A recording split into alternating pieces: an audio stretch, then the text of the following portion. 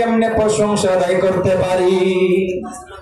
কারণ আল্লাহ রাব্বুল আলামিন নিজেই বলেন, দুনিয়ার যত মানুষ রয়েছেন, সমস্ত মানুষ, সমস্ত জিন্নাত যদি একসাথে মিলে যায়, আর দুনিয়ার মাঝে যত গাছ রয়েছে, সমস্ত গাছগুলাকে যদি কলম বানানো হয়, যত গাছের পাতা রয়েছে, সমস্ত গাছের পাতা গুলাকে যদি কাগজ বানানো হয়, আর দুনিয়ার যত সাগর মহাসাগর রয়েছে, সমস্ত সাগর মহাসাগরের পানি গুলাকে যদি কালি বানানো হয়, বানানোর পর আল্লাহ রাব্বুল আলামিন বলেন, মানুষ আর জিন্নাত সবাই মিলে বুঝি আমি আল্লাহ রাব্বুল আলামিনের প্রশংসা লেখা শুরু করো। আল্লাহ রাব্বুল আলামিন বলেন, বান্দারে, সাগর মহাসাগরের পানি শেষ হয়ে যাবে, গাছের কলম শেষ হয়ে যাবে, গাছের পাতা পর্যন্ত শেষ হয়ে যাবে। আল্লাহ রাব্বুল আলামিন বলেন, বান্দারে, সবাই মিলে আমার বিন্দু পরিমাণ প্রশংসা লিখে শেষ করতে পারবা না। সুবহানাল্লাহ। এই জন্য আল্লাহর নবী মুসা কালিমুল্লাহ আল্লাহ রাব্বুল আলামিনকে বলেন, মাবুদ আল্লাহ, তুমি রহমান, তুমি রহিম, তুমি গফুর, তুমি ওয়াদুদ, তুমি সাত্তার, তুমি হান্নান, তুমি মান্নান, তুমি জুল জালালি ওয়াল ইকরাম।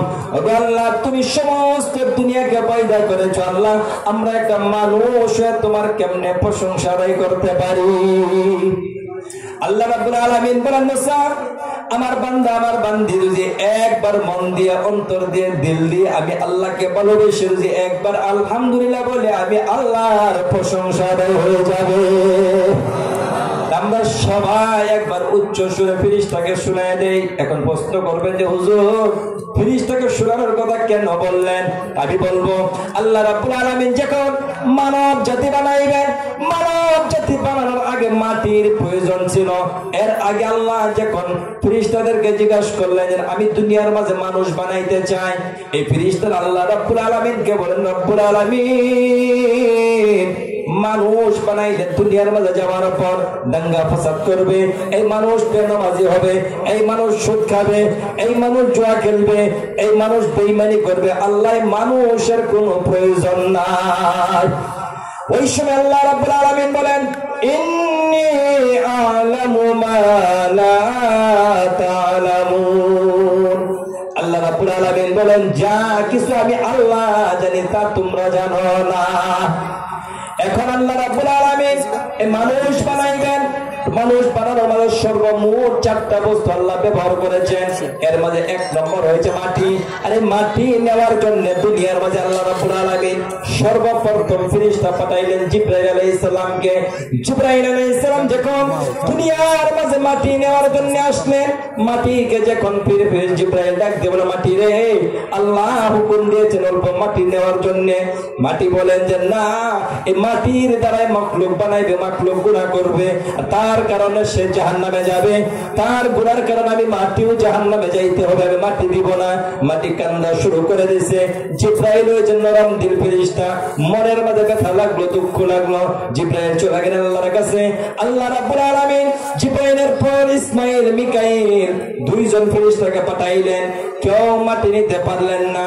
তারপর লাস্টে 4 নম্বর বার আল্লাহ রাব্বুল আলামিন আজরাইল আলাইহিস সালামকে পাঠাইলেন মাটি নেওয়ার জন্য। আজরাইল আলাইহিস সালাম মাটিকে বললেন যে আল্লাহ রাব্বুল আলামিন বলছেন মাটি দেওয়ার জন্য। আজরাইল যখন বললেন, মাটি আগের থেকে বেশি কান্না শুরু করে দিয়েছে। আজরাইল বলছে যে না না, আমার আল্লাহর হুকুম আমার মানতে হবে, তুমি মাটি কানলেও আমার কিছু আসে আর যায় না।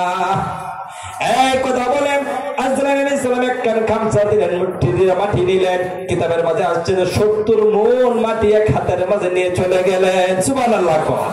মাটি কাঁদতেছে, আজরাইল আল্লাহর কাছে হাজির করে, তুমি কান্দো কান্দো, আমার কিছু আর আইয়ে আর যায় না, আল্লাহর হুকুম মানতে হবে।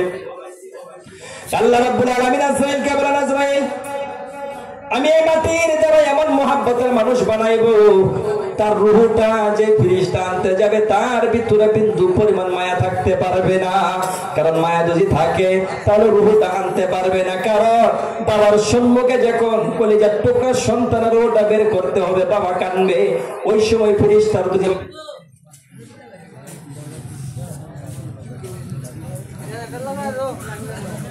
সাল্লামকে আল্লাহ রাব্বুল আলামিন ডেকে বললেন যে মানুষের রূহটা বের করার সময় বাবার সম্মুখে নিজের সন্তানের রূহটা আনতে হবে।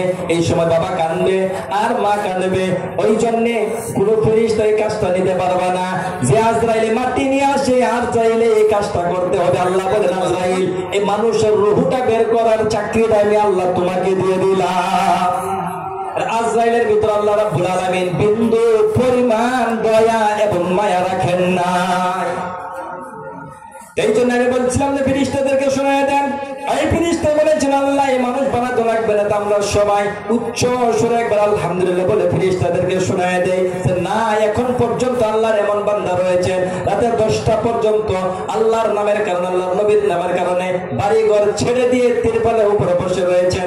আমরা সবাই একবার উচ্চ সুরে বলে আলহামদুলিল্লাহ আলহামদুলিল্লাহ আলহামদুলিল্লাহ হইনা আলহামদুলিল্লাহ কইলেন। তখন কইবেন যে হুজুর আলহামদুলিল্লাহ আলহামদুলিল্লাহ খেললে কইলেন, আমি তো ভাবছি স্টিজ ঘুমায় পড়তেছে হুজুর না, লাস্টে আইসি বেশ থাকবো না এলে আমি ফার্স্টের পড়তে লাস্টে আই পড়ছি। সারা দিন আই হারাই না আজকে জোরের থেকে এই যে আইসি কোন বন্ধ গেছি না, এখন কোন সময় বাইক যাই এটাও ঠিক নেই। জোরের থেকে আমরা এই পুরুষের থেকে তো মহিলা বেশি আছি, জায়গায় দিতে পারছে না কমিটি। অঞ্চলের মহিলারা ওখানে আইসি, মহিলারা জায়গা দিন গেছে না দিন। আলহামদুলিল্লাহ আমি জোরে বললাম এই জন্যে আমি ভাবছিলাম ঘুমায় পড়ছি, আমি কইলাম হাদিস আইনি বললেন বালিশ, এটা ঘুমে ধরতেছে আমার বালিশের কথা মনে হইব। কেউ ঘুমায় না, যে সময় অসুস্থ হয়ে যাবেন একজনের কাছে আসতে হুজুরা বাংলাদেশ না শেষ করে দিই, আমি শেষ করে দেবো 1 ঘন্টা কিন্তু আমি চাই নিচ্ছে 1 ঘন্টা জিন্দাবাদ। যে বারান যাবো 1 ঘন্টা থেকে অল্প বারান যাবো ইনশাআল্লাহ থাকবেন তো না আবার আমার চালু করে দে, তুই আইনে অস্ত্র পেশাবে চালু উঠে যাবেন গিয়া এত সব বলা শুরু ভুল লাগবে। আলহামদুলিল্লাহ আমি এই জন্য জোরে বললাম আলহামদুলিল্লাহ বললে আপনার ফায়দা কি হবে, লাভ কি হবে? আল্লাহ রাব্বুল আলামিন জান্নাত বানাইছেন 8টা। কয়টা জান্নাত বানাইছে? 8টা। আলহামদুলিল্লাহ মধ্যে কয়টা হুরুফ আছে? 8টা। কয়টা হুরুফ? 8টা। আল্লাহ রাব্বুল আলামিন বলেন যদি কোন আমার বান্দা আমার কোন বান্দি যদি আলহামদুলিল্লাহ বলে আমি আল্লাহকে খুশি করতে পারে, তাহলে আমি আল্লাহ রাব্বুল আলামিন আলহামদুলিল্লাহ 8টা হুরুফের বিনিময়ে আমি আমার বান্দার জন্য আমার 8টা জান্নাতের দরওয়াজা খুলে রাখবো। সুবহানাল্লাহ লাভ আছে না? আলহামদুলিল্লাহ কবার। আবার আল্লাহ রাব্বুল আলামিন বলেন কেউ যদি কোরআন থেকে একটু হুরুফ পড়ে থাকে 30টি নেকি দেওয়া হবে। তা আলহামদুলিল্লাহ কোরআন আছে না নাই? আছে না নাই? তাহলে কোরআন থেকে যদি আসছে তাহলে আলহামদুলিল্লাহ প্রথম হুরুফ হয়েছে আলিফ। আলিফের মাঝে 3টা হুরুফ আছে, আলিফ লাম পা 3টা হুরুফ। তাহলে বোঝা গেল একটা আলিফ পড়ার কারণে আপনি 3টি হুরুফ পড়লেন, আর 3টি হুরুফ পড়ার কারণে আল্লাহ রাব্বুল আলামিন এক আলিফের মাঝে আপনাকে 90টি নেকি দান করেছেন। সুবহানাল্লাহ। আমাদেরকে আল্লাহ দুনিয়ার মাঝে বানাইছেন ফকির হিসাবে, দুনিয়ার মাঝে পাঠাইছে। এখন আমার আর আপনার কাজ কি? আলহামদুলিল্লাহ সওয়াবটা নেবেন, সুবহানাল্লাহ সওয়াবটা নেবেন, নামাজের সওয়াবটা জমা করবেন, সদকার সওয়াবটা জমা করবেন। এই কাজটা হয়েছে আমার আর আপনার। এখন যখন আলহামদুলিল্লাহ বললেন আল্লাহ রাব্বুল আলামিন বলেন দুনিয়ার মাঝে যে জায়গার মাঝে আমার নাম হবে, যে জায়গার মাঝে আমার গুণগান গাওয়া হবে, একই মজলিসের মাঝে আমার নবীর নামও প্রশংসা করা হবে। কারণ আল্লাহ রাব্বুল আলামিন বলেন ওয়ারাফা'না লাকা যিকরাক, বন্ধু আমার হাবিব আমার আমি আপনার নামকে মর্যাদা দিয়েছি, সম্মান দিয়েছি, ইজ্জত দিয়েছি, মাকাম দিয়েছি, মর্তবা দিয়েছি, সব কিছু দিয়েছি। যতদিন পর্যন্ত দুনিয়া থাকবে ততদিন পর্যন্ত আপনারও নাম থাকবে। আর কত সুন্দর মিল। এবার গেলে তো বয়ান আরেকবার যাইব। আল্লাহর নামের মাঝে কয়টা হুরুফ আছে? কেন কইবেন? 4টা। আলিফ লাম লাম হা 4টা। মুহাম্মদ নামের মাঝে কয়টা হুরুফ? 4টা। মিম হা মিম দাল 4টা। আল্লাহর নামের 4 হুরুফ থেকে একটা হুরুফের মাঝে নুক্তা নাই, আলিফও নাই, লামও নাই, হাত নাই। ছাত্র বুঝবো ভালো মতো নাই। মুহাম্মদ নামের মাঝে 4টা হুরুফের থেকে একটা হুরুফের মাঝে নুক্তা নাই, মিম হা মিম দাল নুক্তা নাই। আল্লাহর নামের মাঝে 4টা, নবীর নামের মাঝে 4টা। আল্লাহর নাম 99টা, নবীর নাম 99টা। এই দিকে 4টার মাঝে নুক্তা নাই, এই দিকেও নুক্তা নাই। আবার এখন দেখেন আল্লাহ এবং আল্লাহর নবীর নামটা কি সুন্দর করে মিলায় রাখছে। কলিমার মাঝে প্রথম হয়েছে তাওহীদ, দ্বিতীয়ত হয়েছে রিসালাত, প্রথম হয়েছে লা ইলাহা ইল্লাল্লাহ, দ্বিতীয়ত হয়েছে মুহাম্মাদুর রাসূলুল্লাহ। সুবহানাল্লাহ কর সুবহানাল্লাহ। লা ইলাহা ইল্লাল্লাহ তাওহীদ, লা ইলাহা ইল্লাল্লাহ পর্যন্ত 12টা হুরুফ। কয়টা হুরুফ? কয়টা হুরুফ? 12টা হরফ, লা ইলাহা ইল্লাল্লাহ পর্যন্ত কয়টা হরফ? 12টা হরফ। মুহাম্মাদুর রাসূলুল্লাহর মাঝে 12টা হরফ, কয়টা হরফ? 12টা হরফ। লা ইলাহা ইল্লাল্লাহ পর্যন্ত 12 হরফ থেকে একটা হরফের মাঝে নুকতা নাই। মুহাম্মাদুর রাসূলুল্লাহ 12 হরফ থেকে একটি হরফের মাঝে নুকতা নাই। এই দিকেও নুকতা নাই, এই দিকেও নুকতা নাই। তাওহীদের মাঝে নুকতা নাই, রিসালাতের মাঝেও নাই। তাওহীদের মাঝে 12 অক্ষর, রিসালাতের মাঝে 12 অক্ষর। দিনের মাঝে 12 ঘন্টা, রাতের মাঝে 12 ঘন্টা। আল্লাহ রাব্বুল আলামিন বলেন, আমার কোন বান্দা, আমার কোন বান্দি যদি 24 ঘন্টার মাঝে যদি একবার যদি কলিমা পড়ে ফেলে, তাহলে আমি আল্লাহ রাব্বুল আলামিন আমি এই কলিমার 24টি হরফের বিনিময়ে আমি আমার বান্দার 24 ঘন্টার গুনাহ মাফ করে দেব। সুবহানাল্লাহ। 24 ঘন্টার কি গুনাহ মাফ হবে? সগীরা গুনাহ, কবিরা গুনাহ তওবা ছাড়া মাফ নাই। তওবা ছাড়া মাফ নাই। হুকুকুল্লাহ আল্লাহ মাফ করবে, হুকুকুল ইবাদ মাফ করতে নাই। বয়ান করে যাও কয়েকদিন আইবার লইছেন, আইতো না, আইবার দিন তারা দেয়। সব বয়ান করলে ছুতা আই না, কিছু আয়া হারুর লাগে। সগীরা গুনাহ আল্লাহ রাব্বুল আলামিন মাফ করে দেবে, কবিরা গুনাহ তওবা ছাড়া মাফ নাই। হুকুকুল্লাহ আল্লাহ কোন মানুষের উপর আপনি জুলুম করছেন, জুলুম করে আপনি কাবা ঘরের সম্মুখে গিয়ে আপনি তওয়াব করেন আর সিজদার মাঝে পড়ে আল্লাহর কাছে তওবা করেন, আল্লাহ বলেন আমি মাফ করব না যত সময় পর্যন্ত যার উপরে জুলুম করছিল সে মাফ না করে।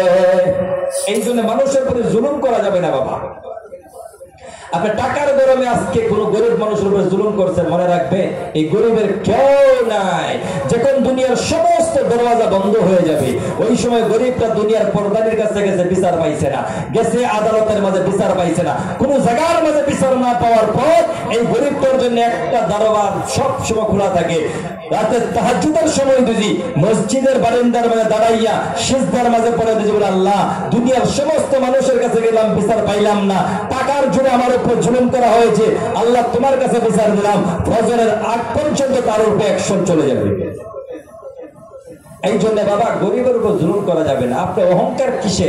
আপনি মারা গেলে আপনার সমস্ত সম্পদ শেষ, আপনি কবরে যান, 3 দিন পরে আপনার শরীরটাকে কিরামা করা খেয়ে ফেলবে। তাহলে বাবা অহংকার করা যাবে না, তাকাব্বুর করা যাবে না, মানুষকে হাকারাতের নজরে দেখা যাবে না। আল্লাহ রাসূল আল্লাহ রাব্বুল আলামিন বলেন, কলিমার মাঝে প্রথম আল্লাহর নাম, দ্বিতীয়তে আল্লাহর নবীর নাম, আযানের মাঝে প্রথম আল্লাহর নাম আশহাদু আল্লা ইলাহা ইল্লাল্লাহ, দ্বিতীয়তে আল্লাহর নবীর নাম আশহাদু আন্না মুহাম্মাদার রাসূলুল্লাহ। তুই আযানের মধ্যে মুয়াজ্জিন এই মুহাম্মাদুর রাসূল আশহাদু আন্না মুহাম্মাদার রাসূলুল্লাহ কয়ে দিছি কোয়াসার আযান দে, এই মুয়াজ্জিন ঠিক বগু আসরের সময় তুই দিছে তে মাগরিবের সময় বিদায়। তা দুনিয়ার মাঝে কেউ যদি কেউ লোকে না পারে তে একখানা পারে মুয়াজ্জিনের লোকে, ইমাম সাহেবের লোকে লাগেই থাকবে। যেই বেড়া বেড়ির সামনে মুখ খুলতে না ইয়াও গে ইমামরে খুসা মাইরা কথা বলে, এই বেড়া বেড়ির সামনে কথা না মসজিদ ইমাম সাহেবের কথা কথা বলে। মসজিদের ইমাম সাহেব, যে ইমাম সাহেব 5 ওয়াক্ত নামাজের মাঝে দোয়া করে, আল্লাহ আমার পিছনে যারা মুসল্লি আছে তাদের 14 গোষ্ঠী গেলে তুমি ক্ষমা করে দিও, আমরার জন্য দোয়া করে আমরা মসজিদ থেকে বাইরে হাইরে এই ইমাম সাহেবের সমালোচনা আমাদের লাগে। আমরা মনে মনে ভাবি যে মসজিদের ইমাম সাহেব আমার বাবার টাকা দেওয়া চাকর মনে করে কামলা, জিনা আল্লাহর ঘরের গোলাম, আপনার আমার রাখা গোলাম নয়। সে আল্লাহর নবী যাই নামাজ যেদের মাঝে নবীজি দাঁড়ায় নামাজ পড়াইছিল, আবু বকর ওমর উসমান নামাজ পড়াইছিল, সেই মুসাল্লায় দাঁড়ায় তিনি ইমামতি করছেন। তিনি হয়েছেন আপনাদের অঞ্চলের বাদশা, আপনি ওনার সমালোচনা করতে পারবেন না। একটু হয়েছে কি আমরা মসজিদের ইমাম সাহেবদের ধর্মটা এমন একটা ধর্ম দেই 6000 7000, আবার কি কইতেন ইমাম সাহেবের টিহাত ভরপুত আছে। ও বাবা এক কাম করুন, আইনের 7000 টাকা আমার বরকতের 7000 টাকা ইমাম সাহেবের 1 মাসের লেগে নেন, নেয় আইনের বেবরকতের 80000 টাকা ইমাম সাহেবের দিলেন 1 মাসের লেগে, দেড় দেখুন আইনের 7000 টাকা বরকতের টাকা চল পারুন নাহি। এই বরকতের নাম দেয় ইমাম সাহেব মারুন না দেন, ইমামের সমালোচনা করে। যেই আপনি মারা যাওয়ার সময় কলিমানা পড়বার সময় ইমামের দরকার, জানাজার সময় ইমামের দরকার, আপনি মেয়ের বিয়ের সময় ইমামের দরকার, মেট্রিক পরীক্ষা দেবে ছাত্ররা, এই ছাত্র সবকিছু পড়া শেষ, টিউশন টিউশন সব শেষ, লাস্টে থেকে হুজুরের দরকার, আমরা এই হুজুরের পাশে লেগে তাই। আল্লাহ নবী বলেন যদি কেউ আলিম উলামাকে সাতাইছে জ্বালাইছে তাহলে তার কবর খুঁজতে দেখো, তার মুখটা কিবলার দিকে ফিরাই আল্লাহ ফুলকা ফুরাই দিবে। নাউজুবিল্লাহ কইছেন না এরা? আল্লাহ রাব্বুল আলামিন কইছেন মুয়াজ্জিন। আমরা তো কিন্তু মুয়াজ্জিন এরকম মিলা হিয়ারা এটা ঠিক মুয়াজ্জিন আযানু হিরুতালিও একদিন এক মসজিদের মধ্যে একজনে কইতেছে মজ্জেন সাহেব আজানের সুরটা বদলাইতে পারবেন খারাপ করে দেওয়া যাক 2,500 টাকার মধ্যে রফিক কুমারের সুরে আজান শুনতে চাও বড় বাবারা সুর বাড়বো কিরম দরকার এরকম কামি এরকমই উঠেছে না দিল লাগবে আজানের মাঝে প্রথমে আল্লাহর নাম দ্বিতীয়তে আল্লাহর নবীর নাম সব জায়গার মাঝে নামাজের মাঝে